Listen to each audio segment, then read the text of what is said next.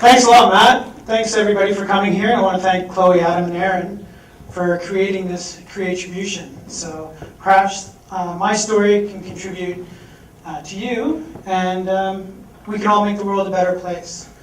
Like Matt said, my name is Tyler Mosher, and 10 years ago I had a spinal cord injury. I'm permanently paralyzed, about 40% below the waist. And you might say to yourself, well, you're walking, and what does that mean? And really? Really?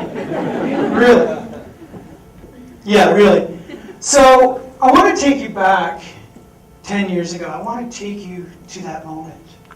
I want to take you to Blackcomb Glacier. And if you haven't been there, it's a magnificent, beautiful, and real charming place, especially when the weather's beautiful, sunny and hot, which isn't always the case in winter. So I'm there with 3 friends of mine that are on skis and another friend of mine on snowboard. I'm on a snowboard. I was a snowboard guy. I set up a career around my snowboarding, meaning, hey, you mean I can make money doing that and take my winters off? Cool. All right. So I'm out there and we're starting another season of 100-day plus, and it's around 2:30. And around 2:30, when you get proficient at some of these sports, you've got to switch it up a bit. So 2:30, our regiment was generally to go for a hike, and we go hike a mountain, do something like that, to get some different exercises, because you're always trying to be really, really efficient on your board and minimize the amount of energy that you expend to create the best exhilarating experience that us adrenaline junkies really love to have. So we're traversing across Blackcomb Glacier. The skiers take a different traverse because we take different fall lines, and that's the way it is. And my friend who I grew up with was just visiting from New York City. I said, Chris, we'll just go along the wind lip, and then we're going to go take that traverse over there, and we'll meet the guys. We'll be about 50 meters above them where we go out of bounds here. And he's like, yeah, sure, okay, whatever. And our skier friends took a diagonal across the glacier. So I'm halfway across this traverse, and I'm like, Chris, we'll take the fall line, we'll hit the boys. Can't miss up this powder, and we'll walk up with them. That's all good. So I'm skiing along, and I'm like, oh yeah, this is awesome. Yeah, another season. Yeah, moving along. Christmas was good. Yeah. Whoa. Okay. Oh, I see where I need to go. There's the 2 gates. Oh, there's a little bit of a wind lip right there. Okay, yeah, no problem. I'll just go over that, and it'll be like 2 to 4 feet. I'll just go over. I'm traversing. It's all cool. Boom. I go over this snowdrift. I can see the other side. It's from me to not even the end of this room. And I think, okay, boom, I'm in the air.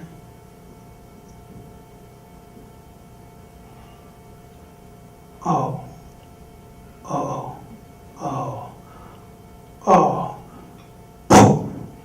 Back my snowboard hits the edge of a cliff. I'm looking down at rocks speckled in snow in a big hole in the ground. The other side was the other side of a big buttress. I didn't know that. Boom. Oh, light flashes between your eyes. It really did. Like, oh yeah, I've been injured before. Yeah, this one's really gonna hurt. This one might be it. Things are going really fast. Ooh, I'm upside down. So there's rocks there. I'll move this way. I'll move that way. 10 meters onto the top of my head. My back just exploded. Like a kid jumping on a pop can. Like your brother or sister walking up behind you with a brown paper bag. That really sucked. So I'm paralyzed instantly. I can't move. I'm upside down to my ears. Luckily I was wearing a helmet. I heard my back explode, and I can't move. And I disappeared. My friend's like, ooh, where'd he go? Because he couldn't see it either, right? That's not good. The skiers, on the other hand, were able to see and where they could go in. And yes, stay upside down, you are paralyzed. We are experts. We do have the phone to help. Ski Patrol's phone. Doctor is there within 20 minutes. Helicopter's there within 30 minutes. Luckily the weather was good. good enough for a helicopter to be in. So I'm there, I'm in the clinic. I live in Whistler, it's a small town. If you've been there for a long time, I've been there off and on for 20 years. And that's sort of a local thing. We all brag how long we've been there because we're all from somewhere else and we all want to feel entitled. So I'm there, and the doctor's crying. This isn't good. Jim, what are you crying for? You're the man here. The nurse is crying. No, why is she crying? The guy that I used to work with, who's like becoming a nurse, he's crying. And I'm looking up and I'm like, it's gonna be okay. I've broken my shoulder before, I've broken my legs. I've done it all, don't worry. Yeah, Tyler, this time you broke your back. Yeah, I understand that. Well, how does it look? Well, it doesn't look so good. Your back's exploded. A bunch of vertebrae are cracked. And your L1 vertebrae was there and isn't anymore, really. Not really. So, what does that mean, Jim? Well, you're going to go take an ambulance down to Vancouver, and we're going to see what happens. I said, really? Okay, cool. So you're still crying, so it looks pretty crappy, eh? Like, will I ever walk again? Because I really want to walk again. Is this really serious? Should I be scared? Because you're making me a bit more scared, and, should I be nervous? Well, you should be aware that you are paralyzed from the waist down, and according to your x-ray, it looks like the bone went right through your spinal cord, and that would leave you, not in a good situation. So I'm driven down, because there's nothing they can do, I'm stabilized down to VGH, and I meet the doctor, the surgeon that's going to be working with me, a neurosurgeon, because your brain is attached to your back, and that's attached to everything else. So when you think it, it makes it work, right? So I say to the doc, what's going to go happen? He says, we're going to check this out, it's pretty bad, we're going to rebuild your back, I do this all the time. Worst comes to worst, we'll make it so that you're comfortable for the rest of your life, right? I'm like, okay, great. So you can go in through the front, we can take out a couple ribs, and we can see if we can get all the fragments out of the inside of your body so that you don't puncture any internal organs or anything like that. And, that might be better. So you go do the angiogram and they stick stuff in you. It's really kind of wacky because you have to be awake and you're like, whoa, okay, well, they're sticking stuff in me. I'm cut open. This is kind of like, wow, pretty neat. So can't do that, too life-threatening. We're going to go through the back. We're going to do the best we can. 10-hour surgery, I wake up, I'm paralyzed from the waist down, presumably for the rest of my life. But before that happened, before he did the surgery, I said to him, well, how serious is this really? And he goes, well, we just did a test and there's no reaction. I said, oh yeah, what was that test? Because I can't feel anything. I said, I know a bit about the spinal cord injury thing. So do the test again and I'll tell my brain that you're doing it, and you do it again and, I'm going to think it and you're going to get that reaction. And he's like, yeah, you Whistler guys, we all know about you, I've heard stories now. My wife's one of the surgeons that I'm their part-time boyfriend that she dates on occasion at VGH and trauma surge. So I hear that us Whistler guys, we're a breed to our own. When we come into they see many of us like, yeah, it's all right. And they're like, yeah, it's not so all right. So I grab the guy's arm and I pull him towards me and I go, look, I'm not normal. I'm not like all the other people. You give me a chance to make you look like the best goddamn surgeon in the world, I will do it. So you make me the best opportunity to walk again, okay? That's the deal, right? He just looked at me like, yeah, those are good drugs you're on, buddy. All right, we'll take care of that. So when you come out of the surgery, essentially, yeah, you're never going to walk again. Well, obviously, I am. So you're in a rehab situation, and it's really traumatic, and the most important thing in your life is your health and your family and your friends, and that's all that matters. And you're just trying to figure out how the hell you're going to use the washroom, and you can't feel how to use the washroom, and you're a little bit scared, and you're a little bit determined, and you are at the bottom of where you've been. When you're left tied to a wheelchair outside of a GF Strong rehabilitation center while the bus driver goes to park the bus and no one's there, it hits you hard 5 days post-surgery that you are are in a bad situation, and you need to be strong, and you need to accept being scared, and you need to embrace the situation that you're in, and you need to learn how to deal with the situation and move forward. Well, let me take you 2 months down the road.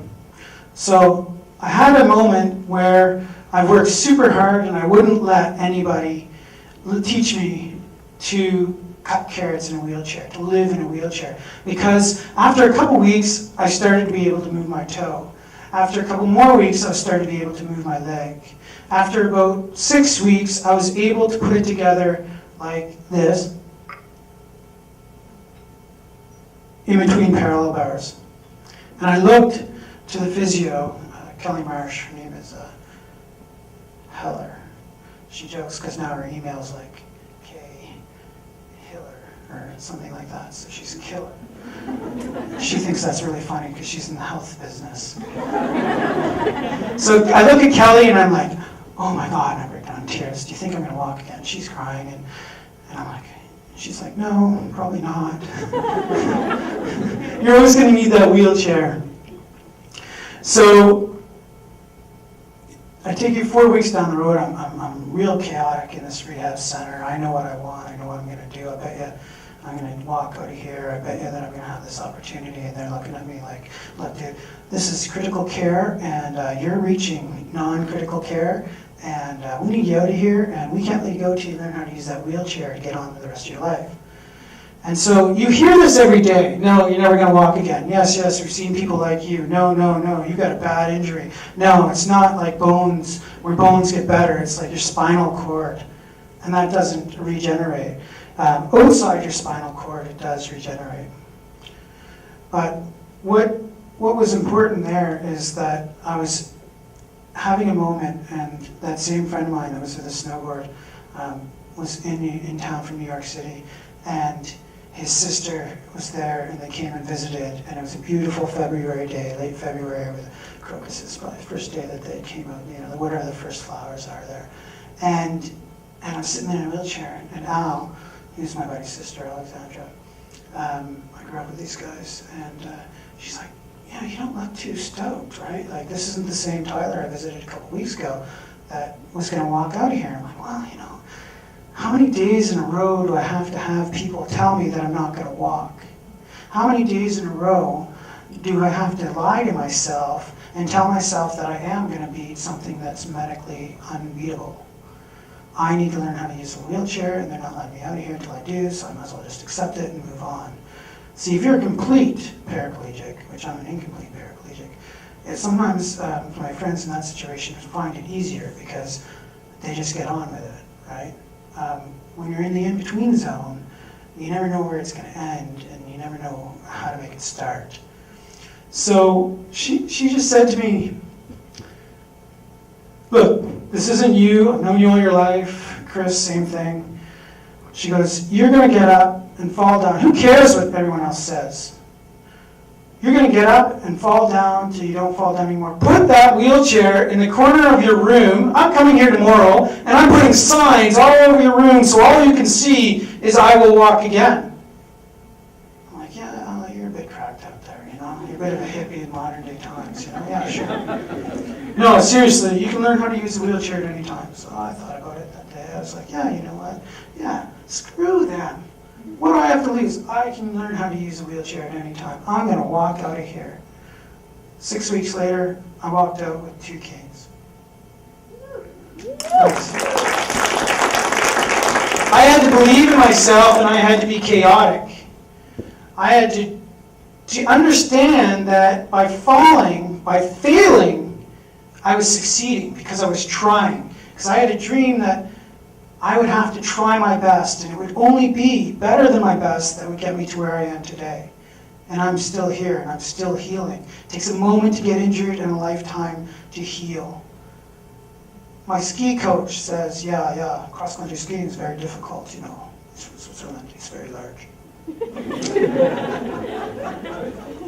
He likes to say, English isn't my first language, so you must focus.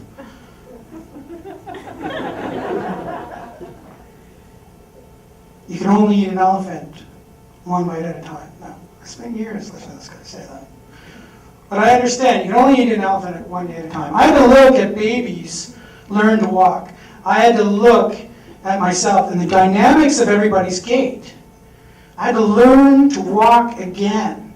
I wanted to learn. I got to a point that, well, everyone was freaked out and they're running after me. Then they're like, oh no, you have to move to Vancouver and you have to live here and we have to take care of you and stuff like that. I'm like, no, as soon as I'm gone, I'm going to Whistler and I'll figure it out,